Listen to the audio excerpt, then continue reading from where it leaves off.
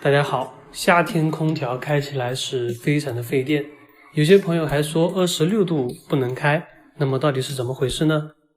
首先，开空调省电的方法，第一个就是不要时开时关。很多朋友出去个10分钟就把空调关闭了，然后再进来，这个时候再打开的话，空调的压缩机会飞速的运转，这样耗电量会急速的增加。第二个方法，我们进房间之后，将空调的出风口调至向上，如果把它朝在上面，这样房间里的温度会快速的降低下来，达到省电的作用。刚进房间的时候非常热，用这个方法可以快速降温。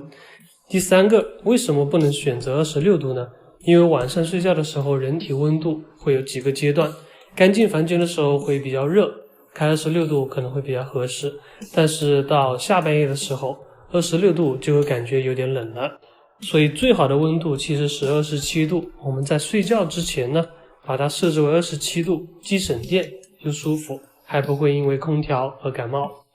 有些朋友会说，空调开26度又冷，27度又太热，那么我们可以把风速稍微上升一个档位，这样睡起来会非常的舒服，而且非常省电。最后就是选择空调，空调一定要选择1级的，选择3级以上的空调非常耗电。